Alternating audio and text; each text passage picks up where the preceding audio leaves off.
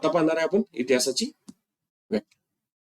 भूतकाळात घडलेल्या घटनांची काय तर कालानुक्रमानुसार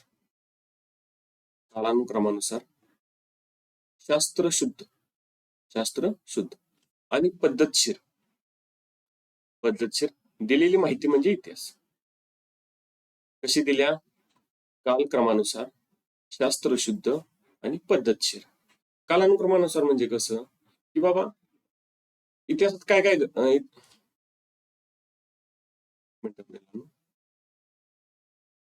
इतिहासात गोष्टी कशा कशा घडल्यात, म्हणजे पहिल्यांदा काय घडलं, त्याचा परिणाम होऊन दुसऱ्या गोष्टी काय घडल्या.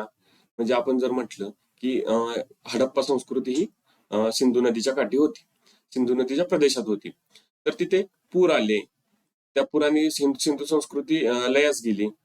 या सर्व गोष्टी महत्वाच्या आहेत. हे पहिल्यांदा तिथं संस्कृती अस्तित्वात आली, त्यानंतर तिथं पूर वगैरे येऊन तिथं पहिल्यांदा संस्कृती अस्तित्वात आली.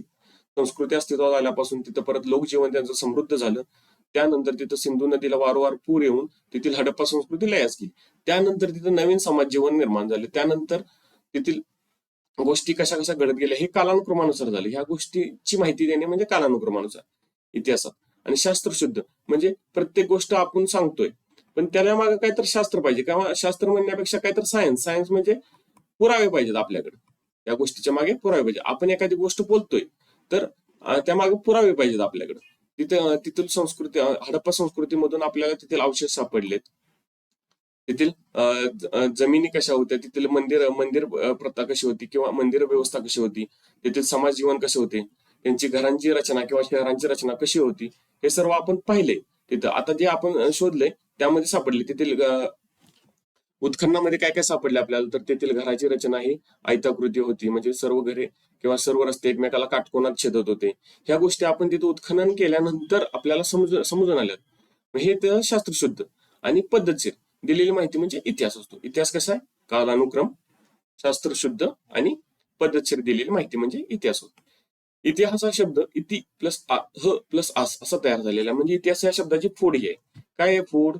तर इति ह प्लस आस असा तयार झालेला आहे. या शब्दाचा अर्थ असे घडले असा होतो. काय होतो शब्दाचा अर्थ? इतिहास शब्दाचा अर्थ काय होतो? असे घडले. ओके, आता आपण घेऊ नेक्स्ट स्लाइड. इतिहासातील महत्वाचे घटक या स्लाइड मध्ये पाहणार आहे आपण. आता इतिहास, व्यक्ती, समाज, स्थळ, काळ हे 4 घटक इतिहासाच्या दृष्टीने अत्यंत महत्वाचे आहेत. कोणते 4 घटक महत्वाचे आहेत?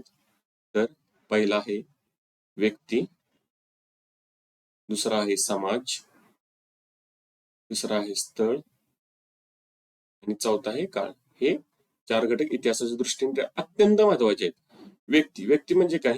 इतिहासातील कोणत्या व्यक्तीने कसा प्रभाव टाकला इतिहासात, या गोष्टी. समाज, त्या व्यक्तींच्यामुळे समाजावर काय प्रभाव झाले, समाजात काय प्रभाव पडले, किंवा त्या व्यक्तींच्या वागण्यामुळे समाज कसा बदल झाला, काय झालं, या गोष्टी. त्यानंतर स्थळ म्हणजे काय? हे सर्व कोठे घडून आले. आणि 4 नंबरला हे काळ म्हणजे तो कोणत्या काळी घडलेल्या त्या गोष्टी. या सर्व गोष्टी महत्वाच्या आहेत. तर इतिहासाच्या दृष्टीने महत्वाचे घटक कोणते? अत्यंत महत्वाचे घटक व्यक्ती, समाज, स्थळ, काळ. इथं आपण साईडला एक रिव्हिजन साठी लिहून घेऊ. व्यक्ती,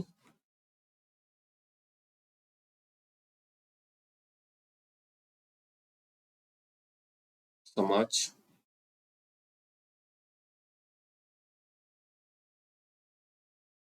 स्थळ आणि मुलांनो, तुम्हाला एक केस स्टडी देतो मी.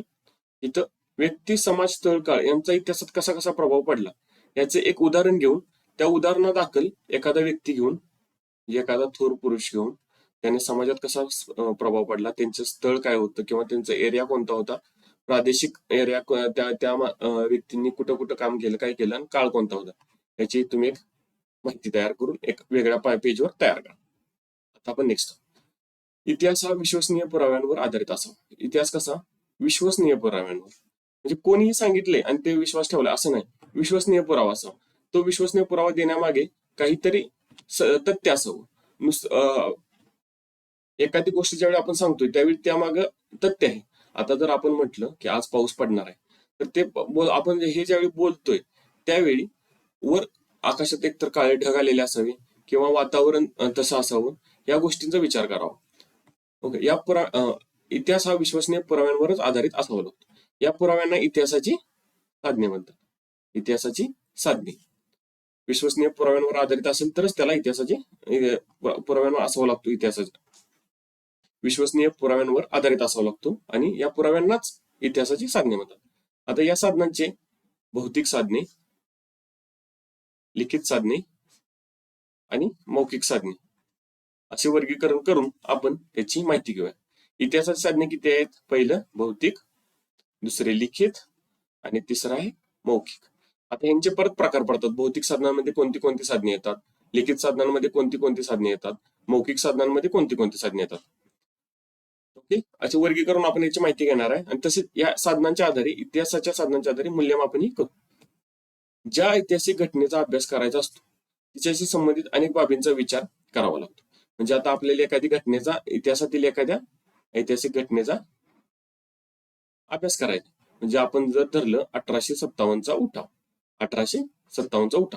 या घटनेचा आपल्याला अभ्यास करायचा, तर तिच्याशी संबंधित अनेक बाबींचा विचार करावा लागतो. मग त्यामध्ये भौतिक, लिखित, मौखिक साधनांचा विचार करावा लागेल आपल्याला आधी. म्हणजे त्या दृष्टीने, त्या अँगलने आपण त्याकडे पाहावं लागेल. त्यासाठी ऐतिहासिक साधनांचा आधार घ्यावा लागतो. त्यासाठी आता 1857च्या उठावाचा जर आपल्याला अभ्यास करायचा असेल तर ऐतिहासिक साधनांचा आधी त्यांचा आधार घ्यावा लागेल. त्यात ऐतिहासिक साधने कोणती आहेत ते आपण पाहिलं. भौतिक म्हणजे साधने म्हणजे ज्या 1857च्या उठावाच्या भौतिक खुणा ज्या अजूनही उपलब्ध आहेत त्या गोष्टींचा.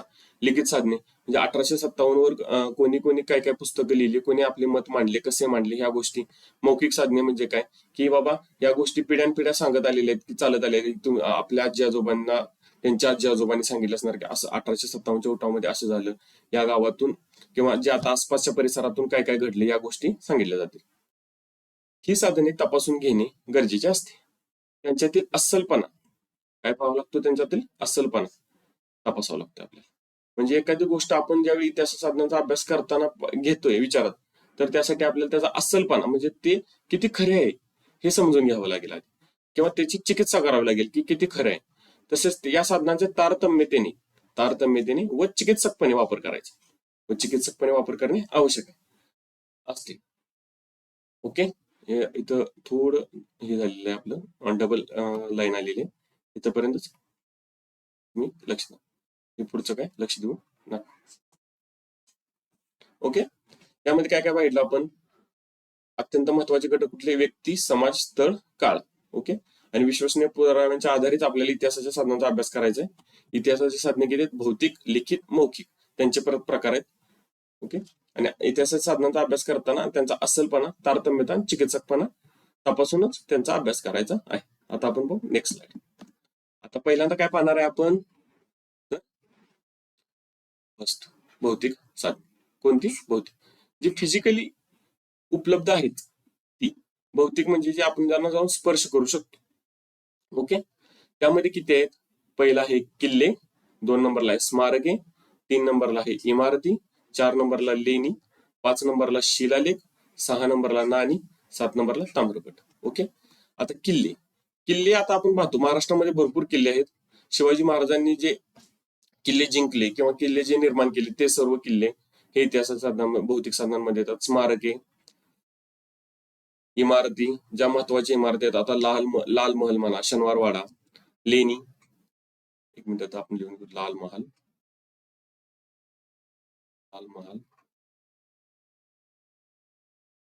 शनिवारवाडा,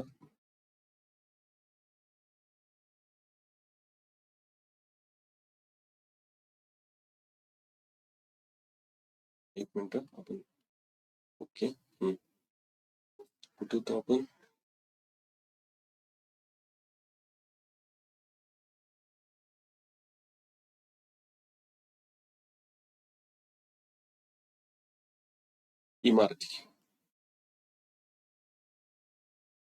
इमारतीमध्ये काय पाहिजे सांगणार होतो आपण? लाल महल, जिथे शाहिस्ता खानाची बोटे कापली गेली होती.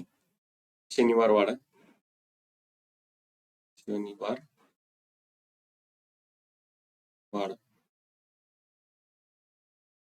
किल्ले तर माहितीच आहेत तुम्हाला. कोणते कोणते? तर राजगड, रायगड, प्रतापगड, जंजिरा वगैरे. लेणी, लेणीमध्ये आता अजिंठा वेरूळची लेणी, अजिंठा लेणी. शिलालेख, आता नाणेघाटात एक शिलालेख आहे, त्याचा उल्लेख करता येईल इथं. नाणी शिवाजी महाराजांनी किंवा इतिहासातील कोणत्याही राजांनी पाडलेली नाणी, ब्रिटिशांनी पाडलेली नाणी, या सर्वांचा नाण्यांमध्ये येतो समावेश. आणि ताम्रपट, ताम्रपट हे तांब्याच्या पत्रांवर लिहिलेले वस्तू आहेत. आता भौतिक साधनांमध्ये काय काय आहेत तर 7 साधने आहेत. किल्ले, भौतिक साधनांमध्ये काय काय आहे?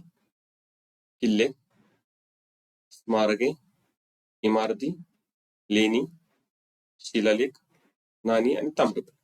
वरील वस्तू, वरील वस्तू आणि वास्तू किंवा त्यांची अवशेष.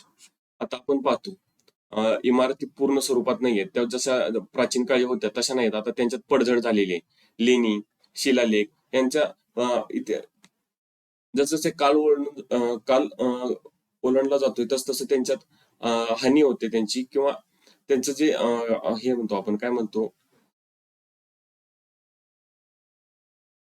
झीज होती, झीज होते. त्याच्यामुळे ते ज्या प्रमाणात ज्या अवशेषात होत, म्हणजे जे ते निर्माण केले त्या काळी जसे होते तसे ते आता राहिलेले नाहीत, त्यांचे अवशेष.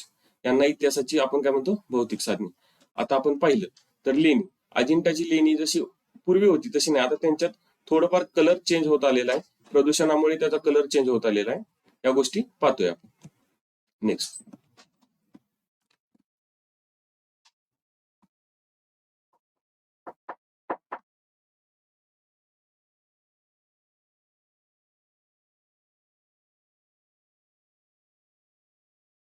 आता आपण पाहणार आहे भौतिक साधनांमध्ये किल्ल्यांचे महत्वपूर्ण स्थान असते. आता आपण भौतिक साधने बघितली मागच्या स्लाइडमध्ये, तर आता भौतिक साधनांमध्ये पुढील प्रकार पुढे पाहणार आहे आपण. काय तर भौतिक साधनांमध्ये किल्ल्यांचे महत्वपूर्ण स्थान असते. किल्ल्यांना महत्वपूर्ण स्थान आहे कारण ते खूप वर्ष झाले तसे टिकून आहेत. ते अजून 200-300 वर्षानं जर तुम्ही पाहिले तर त्यावेळी ते तसेच असणार आहेत, म्हणजे ते आपल्याला इतिहासाची साक्ष देतात. हे भौतिक साधनांमध्ये किल्ले हे महत्वाचे आहेत. किल्ल्यांचे महत्वाचे प्रकार कोणते आहेत? किल्ल्यांचे महत्वाचे प्रकार, किल्ल्यांमध्ये किती प्रकार पडतात? एक गिरिदुर्ग, 2 वनदुर्ग, 3 जलदुर्ग, 4 भुईकोट. आता ह्यांचे एक एक प्रकार मी तुम्हाला सांगतो आणि बाकीचे किल्ल्यांचे वर्गीकरण तुम्ही करा.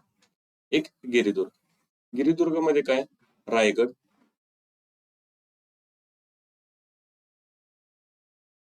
राजगड,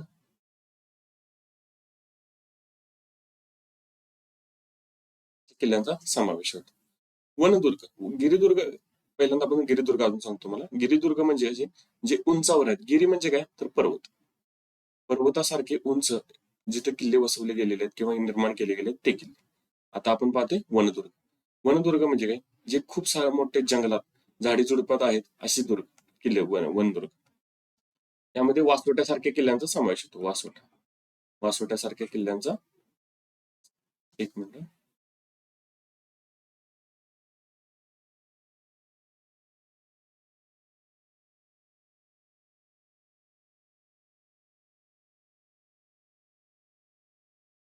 वनदुर्ग मध्ये कोणत्या? वासोटा. आता 3 नंबरला आहे जलदुर्ग, जलदुर्ग मध्ये जंजिरा सारख्या जे समुद्रात किंवा पाण्यात जे किल्ले आहेत त्यांचा समावेश होतो. आणि 4 नंबरला आहे भुईकोट, भुईकोट मध्ये दौलताबाद किंवा नगरचा किल्ला, अहमदनगरचा किल्ला.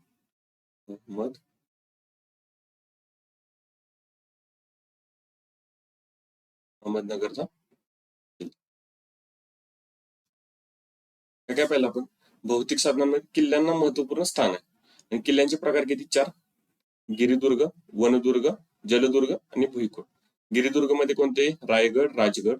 वनदुर्ग मध्ये वासोटा, जलदुर्ग मध्ये जंजिरा, भुईकोट मध्ये दौलताबाद, अहमदनगरचा किल्ला, यांसारख्या किल्ल्यांचा समावेश होतो. तुम्ही काय करा, अजून गिरिदुर्ग किल्ल्यांची एक यादी बनवा, वनदुर्ग किल्ल्यांची यादी बनवा, जलदुर्ग किल्ल्यांची यादी बनवा आणि भुईकोट किल्ल्यांची यादी बनवा. आता आपण पुढे पाहतोय स्मारकांमध्ये काय? समाधी, कबर, वीरगळ, यांचा समावेश होतो. समाधी समाधी कोणत्या संतांनी कुठे कुठे समाधी घेतलेली यांची लिस्ट तुम्ही महाराष्ट्रातील बनवा. कबर, वीरगळ हे स्मारकांमध्ये येतात. तर इमारतींमध्ये काय येते, तर राजवाडी. काय येते, राजवाडी. आता राजवाड्यांमध्ये आपण उदाहरण देऊ शकतो कोल्हापूरचे शाहू पॅलेस किंवा इचलकरंजीचा राजवाडा, मंत्री निवास, राणी वसा आणि सामान्य जनतेची घरे. या सर्वांचा समावेश कशामध्ये होतो, इमारतींमध्ये होतो. स्मारकांमध्ये काय, समाधी, कबर, वीरगळ. तर इमारतींमध्ये राजवाडे, मंत्री निवास, राणीवास आणि सामान्य जनतेची घरे यांचा समावेश होतो.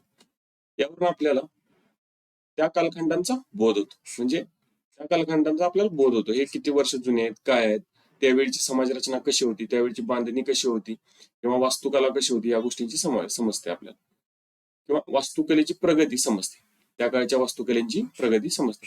आजही आपण पाहिलं तर काय काय मंदिरे एवढी खूप सुंदर आहेत, त्यावरची वास्तुकला एवढी सुंदर आहे की ती आज प्रगत यंत्रसामग्रीने सुद्धा तयार करता येत नाही. किंवा त्या काळचे आर्किटेक्चर जे होते ते खूप भारी होते. त्या काळातील आर्किटेक्चरचे अजूनही काय काय गोष्टी अशा आहेत की त्याचा उलगडा झालेला नाही. त्या काळातील आर्थिक स्थिती, कलेचा दर्जा, बांधकामांची शैली, लोकांचे राहणीमान इत्यादींची माहिती मिळते. म्हणजे काय होते, एकतर किल्ले महत्वाचे आहेत. किल्ल्यांमुळे आपल्याला जुना इतिहास समजतोय. कोणत्या डोंगरावर कोणता किल्ला निर्माण केला गेला, कसा निर्माण केला, ह्या गोष्टी, समुद्रामध्ये कसे निर्माण केले गेले किल्ले. आताही आपण पाहतोय खूप मोठे मोठे पूल समुद्रात बांधले जातात, पण त्या काळचे जे किल्ले आहेत जे तसेच्या तसे आहेत अजून. पण आपले आता जे आपण जे पूल वगैरे जे निर्माण करतोय समुद्र, ते थोड्या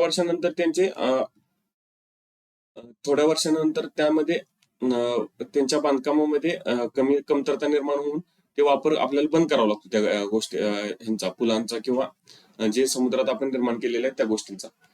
भुईकोट किल्ले पाहिले आपण. आता स्मारकांमध्ये काय बघितलं, समाधी, कबर, वीरगळ. तुम्ही यांची पण यादी बनवा. समाधी कोणाची, कोठे समाधी आहे, कबरी, वीरगळ.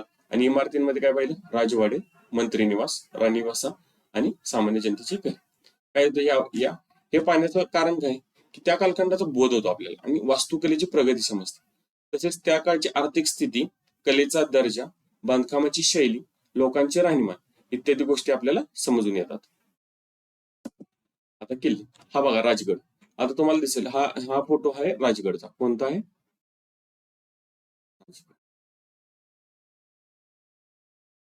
राजगड किल्ला बघितल्यानंतर तिकडे तुम्हाला पाणी दिसते, पण हे किती खूप उंचावर आहे. या उंचावर हे असं बांधकाम तयार करणं किती अवघड होतं. आजच्या काळात एवढ्या उंचावर बांधकाम करताना किंवा आपण म्हणतो की उंचावरील रस्ते बांधताना किती आपल्याला आव्हानांना सामना करावा लागतो. पण त्या काळात काय प्रगत यंत्रणा नसतानाही त्या काळच्या लोकांनी असे मोठमोठी वास्तू निर्माण केल्या. त्या कशा निर्माण केल्या असतील, मग त्यावेळेची आपल्याला प्रगती समजते. त्या बुरुज दिसतोय तुम्हाला इथे, किती उंची आहे बघा. आणि हे दगड एवढ्या उंचावर एवढ्या कोणी घेऊन आले असेल, कसे घेऊन आले असतील, या गोष्टींची आपल्याला माहिती करावी लागते. हा आहे दौलताबादचा किल्ला. कोणता, दौलताबाद. दौलताबाद किल्ला हा भुईकोट किल्ला आहे.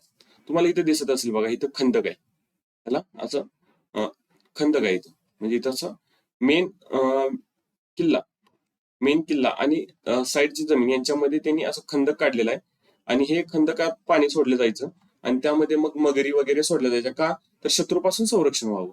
इथे शत्रूपासून संरक्षण व्हावं, कारण हा भुईकोट किल्ला आहे. हा जिंकणे सोपे, पण इथं आत येताना हा जो अडथळा त्यांनी निर्माण केला, हा पार करून आत येणं अवघड असायचं. ओके, हा आहे दौलताबादचा किल्ला. हा दौलताबादचा किल्ला, हे राजगड आहे.